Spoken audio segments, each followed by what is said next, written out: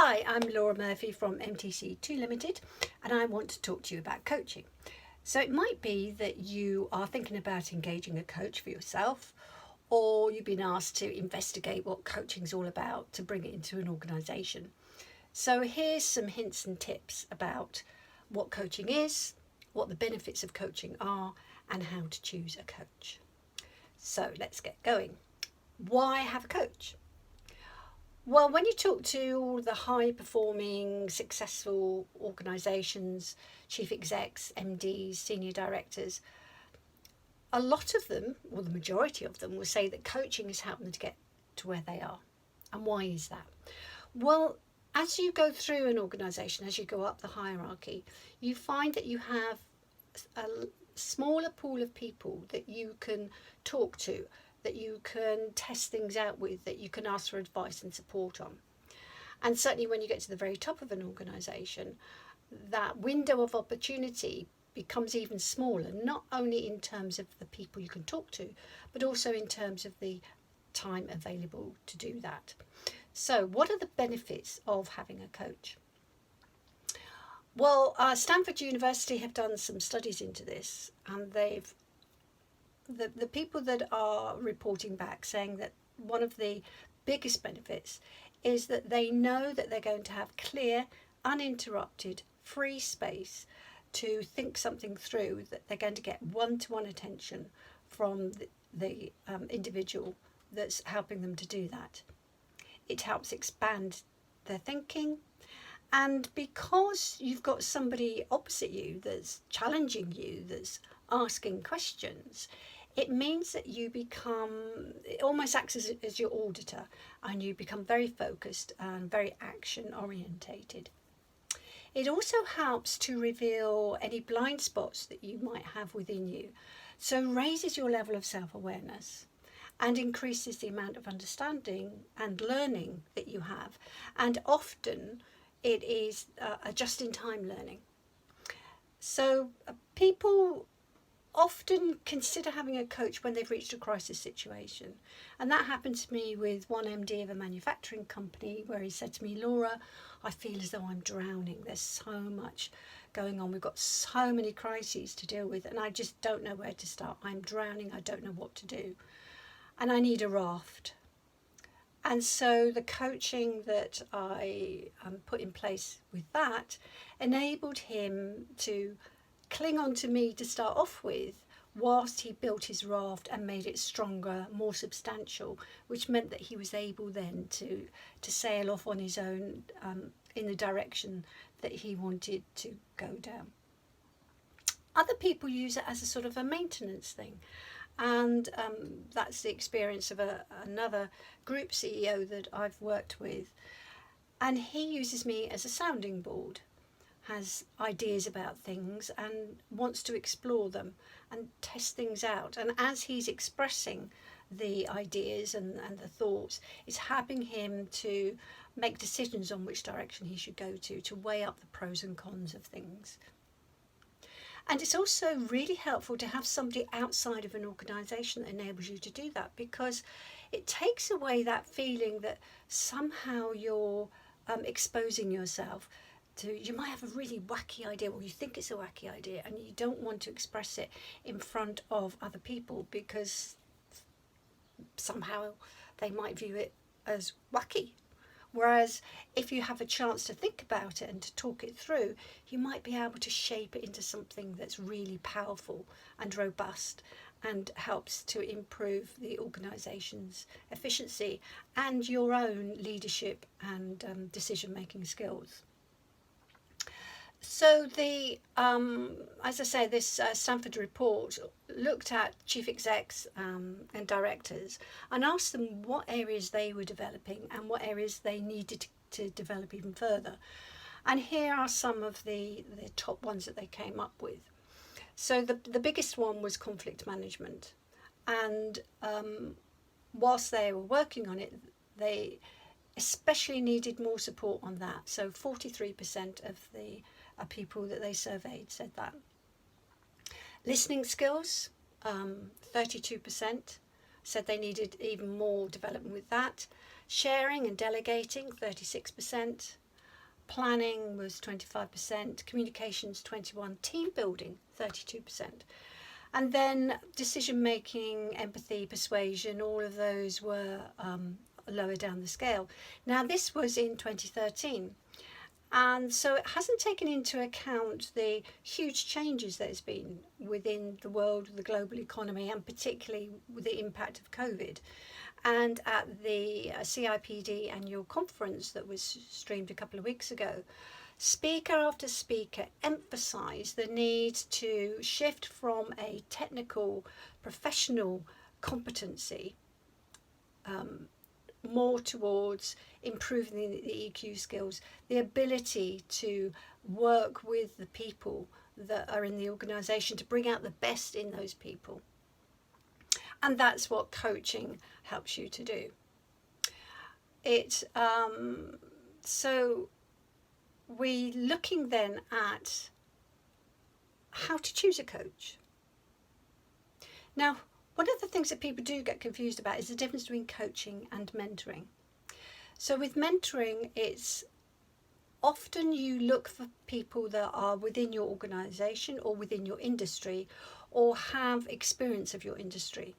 Because what you're asking them is, you may be exploring things, but then you're also asking for their advice and some direction in where you should take things. So that's mentoring. With coaching, you don't need to have somebody within your profession or your organisation, because what a coach does is help you to think through the things for yourself. You already have the answers, the experience, the knowledge, and if you don't, the coaching helps you to find out who you need to talk to get that extra information to enable you to come to some decisions and to take some actions. It's more around revealing what's already inside of you. So how do you choose the coach? Well, there's lots of us around, from people that have done a couple of weeks course or even a day's course in how to coach and supervise employees and then have been made redundant and go away and call themselves coaches, to those like myself that have done years of training and experience and belong to, that are qualified and belong to institutes. And unfortunately, because it's not a regulated discipline, you can get some people around there that profess to be coaches, but actually are not. So how do you check that you're working with a real coach? Well, first of all, check that they're qualified. Check that they belong to an institute, that they have professional standards to follow. Check their experience. And then talk to them. And talk to more than one coach as well, because different coaches work with different people. We're all individuals. We all have different styles, different approaches to things. And for some people, they might want a female coach. For some, they might want a male. For some people, they might want somebody that's quite directive, quite contained in how they do. With others, you want somebody that's a bit more relaxed and free-flowing. So talk to them, find out that fit. And I've had people that have come to me where we've had that initial conversation and we've agreed, well, no, actually, it's not a good fit for you. This person will be better. And I have other coaches that I know and that I pass people on to, and other coaches that I recommend to people, because I know that I can't do the best for somebody if it's not a good fit. Also as well, the style that they use. Again, there's different models of coaching. It might be transactional analysis, it might be neurolinguistics, it might be a GROW model, it might be that people have worked with through the ILM and have got the qualifications and follow the models through there. So I have a mix of approaches. Again, because everybody's individual. My main coaching approach, though, is Nancy Kline's thinking environment, and that is truly independent thinking on your part.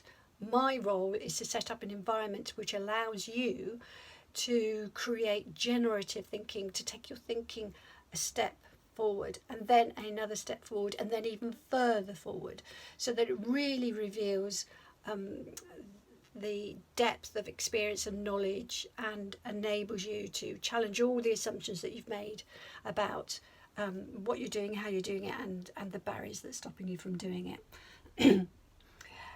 So, and you find some coaches that will sign you up for years. Some coaches that will say, right, we have an initial package of 4, 5, 6, 10 hours. So again, think about all of those sorts of things. Think about the contracting that you do at the very beginning. So for example, if I'm brought in, an individual engages me as a coach, then I have a coaching agreement with that individual. If an organisation brings me in, then I have an agreement with the organisation as to top line things that they feel need to be addressed. But then I also have a separate coaching agreement with the individual, which is confidential, and only what that individual agrees can be fed back gets fed back. So again, ask those sorts of questions. What is your contracting arrangements? What are your payment schedules? So it's generally accepted that you don't actually start making progress until at least the third session of coaching. My sessions are usually for an hour. Other coaches might be for 2. So again, ask those sorts of questions. And then if we go back to the type of leadership that is going to be needed now and for the future, the Chartered Management Institute has recently said that you really need to think about the type of leader you're going to be in these changed circumstances. So I've got a question for you to think about. And my question is, if you knew that you're not the type of leader that you are, what type of leader would you be? Now, has that scrambled your mind a bit? Good. That was the whole purpose of it, because you really do need to think about what type of leader you want to be, and to challenge yourself and to challenge your assumptions. So I hope that's been useful for you, a quick run through of the benefits of coaching, the difference between coaching and mentoring, and how you should go about deciding who you should engage as your coach. And if you want to find out more about me and my style and whether we can do a good fit with each other, what I can offer you, the benefits you can have with coaching in your organisation, then get in touch. That's Laura Murphy from MTC2 Limited, Making Talent Count.